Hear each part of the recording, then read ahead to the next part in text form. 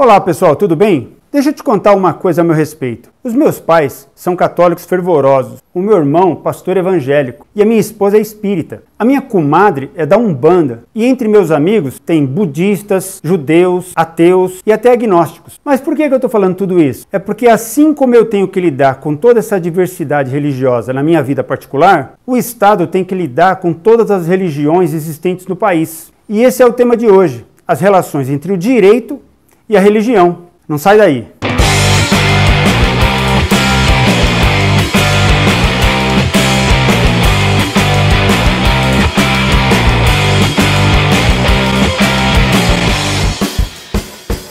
Comecemos do começo.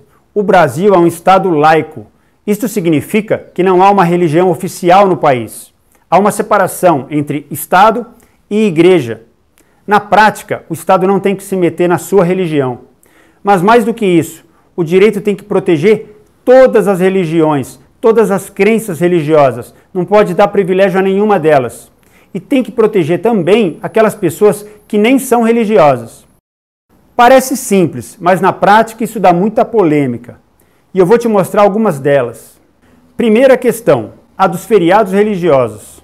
Ora, se o direito não pode dar privilégio a nenhuma das religiões, por que a lei decreta feriado nacional no dia 12 de outubro? Segunda questão. O crucifixo é um símbolo dos católicos. Nem os evangélicos usam a cruz como símbolo, ainda mais com o corpo de Cristo nela. Se é assim, por que o direito permite a fixação de crucifixos nas repartições públicas e até mesmo nos tribunais de justiça? Terceira questão. Os adeptos da Igreja Adventista do Sétimo Dia guardam o sábado para estudos bíblicos. Então não trabalham nem fazem prova no dia de sábado. O direito oferece alguma alternativa para eles ou eles são penalizados por isso? Quarta questão. Por crença religiosa, um testemunha de Jeová não se submete a uma transfusão de sangue. Então, no caso, a filha, mesmo que tivesse sob risco de morte, não receberia doação de sangue. Os pais poderiam ser processados por causa disso? Quinta questão. Há certas religiões que, por tradição, utilizam-se de animais em seus rituais religiosos. É o caso do candomblé, por exemplo. Os animais são mortos e entregues em oferenda aos orixás, que receberão o axé, que é a energia da oferenda. O que o direito tem a dizer sobre isso?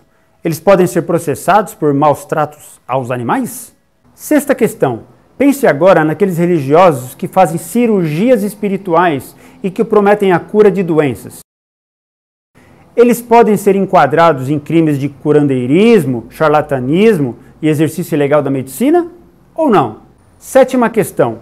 Pense agora no dinheiro público que é gasto na construção de estátuas, como a do Padrinho Cícero no Ceará ou como de Iemanjá no litoral do país. Como justificar isso para um cidadão que é ateu e que não acredita na existência de nenhuma divindade? Bem, já deu para perceber o tamanho do problema, né? O direito reconhece o valor das religiões, tanto é que pune a pessoa que discrimina outra em razão de sua religião. Não cobra impostos das igrejas, garante que o preso tenha assistência religiosa mesmo dentro da prisão, não obriga os ministros de fé a participarem de processos judiciais como testemunha, nem mesmo de servirem o quartel. O direito ainda garante a procissão dos católicos, a marcha para Jesus. Mas tem hora que não tem jeito mesmo, o conflito aparece. Seja entre o direito à liberdade religiosa e um outro direito importante, seja entre os direitos das próprias religiões manifestarem a sua crença. Mas vamos ver agora como é que o direito tenta resolver esses problemas que eu acabei de falar. Bom, no caso dos feriados, já existem leis direcionadas a outras religiões. No caso de Rondônia, por exemplo, já existe o feriado do Dia do Evangélico. No Rio de Janeiro e em São Paulo, existem leis que garantem a folga dos judeus e dos islâmicos em certos feriados de suas religiões. Sobre guardar o sábado por motivos religiosos, já existem leis em alguns estados que determinam que provas e concursos sejam feitas entre domingo e sexta-feira. Quanto às transfusões de sangue, o direito garante a liberdade religiosa para os testemunhos de Jeová, a não ser que exista risco de morte. Aí prevalece o direito à vida e a transfusão de sangue será feita. Sobre o uso de animais em rituais religiosos, o caso está em discussão no Supremo Tribunal Federal.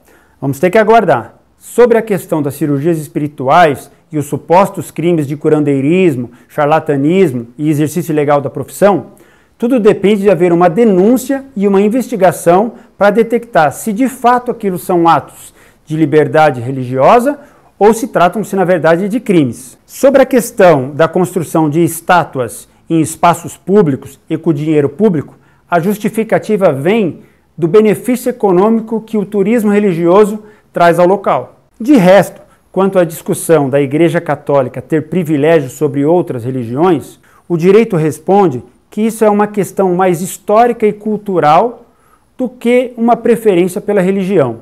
É por isso que o crucifixo seria considerado mais um símbolo cultural do que propriamente religioso. O direito ainda responde que se fosse para eliminar símbolos católicos e referências à Igreja Católica, teríamos que tirar o Cristo Redentor do Rio de Janeiro e trocar o nome da cidade de São Paulo por outro que não lembrasse a Igreja Católica.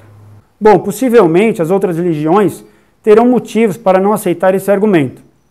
Mas o que importa nesse vídeo é você perceber as relações que existem entre o direito e a religião. No começo do vídeo eu falei para vocês o que meus pais eram, o que meu irmão era, o que a minha esposa é. Então antes que você me pergunte o que é que eu sou, eu já vou te responder agora. Eu sou advogado,